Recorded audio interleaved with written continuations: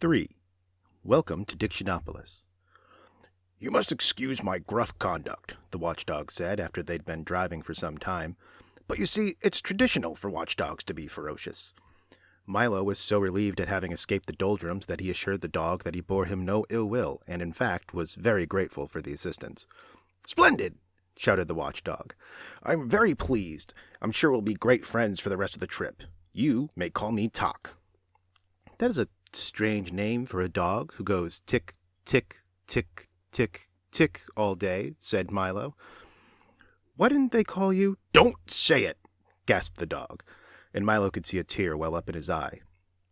"I didn't mean to hurt your feelings," said Milo, not meaning to hurt his feelings. "That's all right," said the dog, getting hold of himself. "It's an old story, and a sad one, but I can tell it to you now.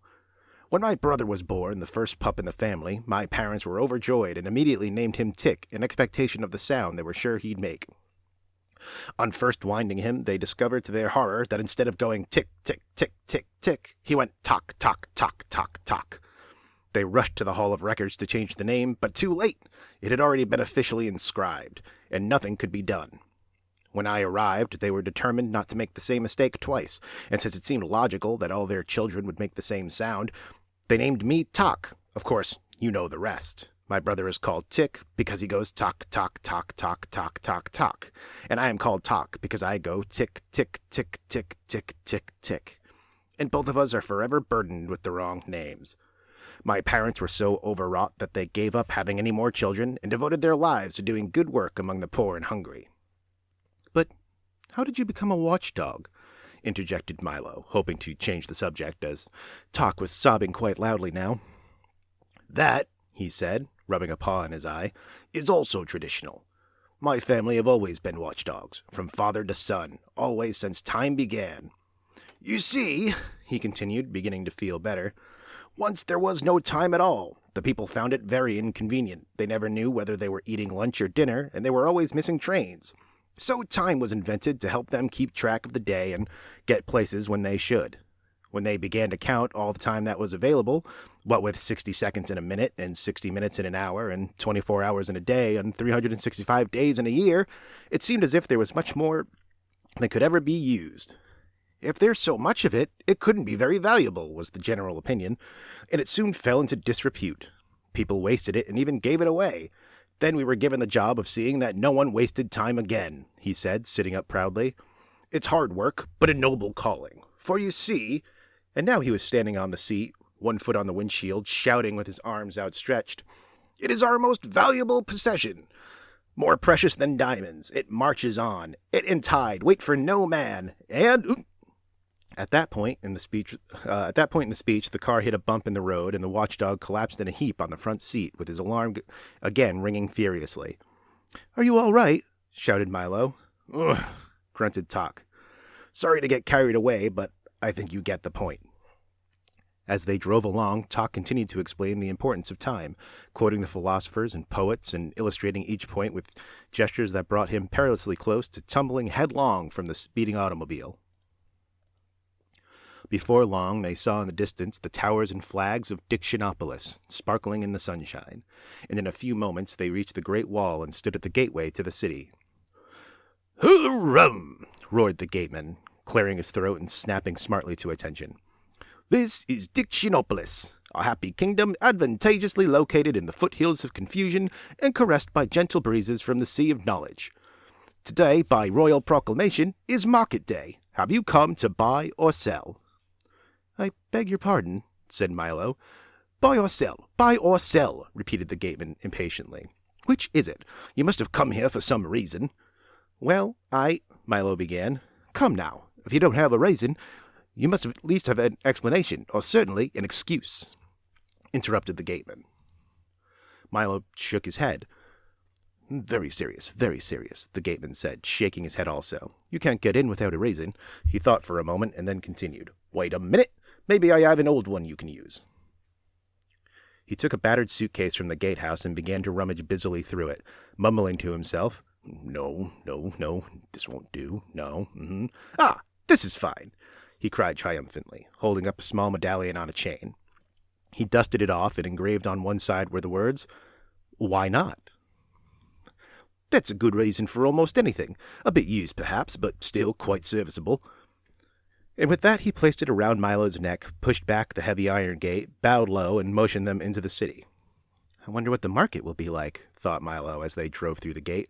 But before there was time for an answer, they had driven into an immense square crowded with long lines of stalls, heaped with merchandise, and decorated in gay-colored bunting. Overhead, a large banner proclaimed, "Welcome to the Word Market." And from across the square, 5 very tall, thin gentlemen, regally dressed in silks and satins, plumed hats, and buckled shoes, rushed up to the car, stopped short, mopped 5 brows, caught 5 breaths, unrolled 5 parchments, and began talking in turn. "Greetings, salutations, welcome, good afternoon, hello." Milo nodded his head, and they went on reading from their scrolls. "By order of the Azaz the Unbridged, King of Dictionopolis, Monarch of Letters, Emperor of phrases, sentences, and miscellaneous figures of speech, we offer you the hospitality of our kingdom, country, nation, state, commonwealth, realm, empire, palentate, principality." "Do all the words mean the same thing?" gasped Milo. "Of course, certainly, precisely, exactly. Yes," they replied in order. "Well then," said Milo, not understanding why each one said the same thing in a slightly different way, "wouldn't it be simpler to use just one? It would certainly make more sense." "Nonsense! Ridiculous! Fantastic! Absurd! Bosh!" they chorused again, and continued. "We're not interested in making sense. It's not our job," scolded the first. "Besides," explained the second, "one word is as good as another, so why not use them all?" "Then you don't have to choose which one is right," advised the third. "Besides," said the fourth, "if one is right, then 10 are 10 times as right." "Obviously you don't know who we are," sneered the fifth, and they presented themselves one by one as the Duke of Definition, the Minister of Meaning, the Earl of Essence, the Count of Connotation, the Undersecretary of Understanding. Milo acknowledged the introduction, and as Talk growled softly, the minister explained. "We are the king's advisors, or, in formal terms, his cabinet." "Cabinet," recited the Duke. 1. A small private room or closet, case with drawers, etc., for keeping valuables or displaying curiosities. 2. Council room for chief ministers of state. 3. A body of officials advisors to the chief executive of a nation. "You see," continued the minister, bowing thankfully to the Duke, "Dictionopolis is the place where all the words in the world come from. They're grown right here in our orchards." "I didn't know that words grew on trees," said Milo timidly. "Where did you think they grew?" shouted the Earl irritably. A small crowd began to gather to see the little boy who didn't know that letters grew on trees. "I didn't know they grew at all," admitted Milo even more timidly. Several people shook their heads sadly. "Well, money doesn't grow on trees, does it?" demanded the Count. "I've heard not," said Milo. "Then something must. Why not words?" exclaimed the Undersecretary triumphantly. The crowd cheered his display of logic and continued about its business. "To continue," continued the minister impatiently, "once a week by royal proclamation the word market is held here in the great square, and people come from everywhere to buy the words they need to trade, or in the words they haven't used. Our job," said the Count, "is to see that all words sold are proper ones, for it wouldn't do to sell someone a word that had no meaning or didn't exist at all. For instance, if you bought a word like gibblestick, where would you use it?" "It would be difficult," thought Milo, but there were so many words that were difficult, and he knew hardly any of them. "But we never choose which ones to use," explained the Earl as they walked toward the market stalls, "for as long as they mean what they mean to mean, we don't care if they make sense or nonsense." "Innocence or magnificence," added the Count. "Reticence or common sense," said the Undersecretary. "That seems simple enough," said Milo, trying to be polite. "Easy as falling off a log," cried the Earl, falling off a log with a loud thump. "Must you be so clumsy?" shouted the Duke. "All I said was," began the Earl, rubbing his head. "We heard you," said the minister angrily, "and you'll have to find an expression that's less dangerous." The Earl dusted himself off as the others snickered audibly. "You see," cautioned the Count, "you must pick your words very carefully and be sure to say just what you intend to say. And now we must leave to make preparations for the royal banquet." "You'll be there, of course," said the minister. But before Milo had a chance to say anything, they were rushing off across the square as fast as they had come. "Enjoy yourself in the market," shouted back the Undersecretary. "Market," recited the Duke. "An open space or covered building in which—" And that was the last Milo heard as they disappeared into the crowd. "I never knew words could be so confusing," Milo said to Talk as he bent down to scratch the dog's ear. Only when you use a lot to say a little, answered Talk.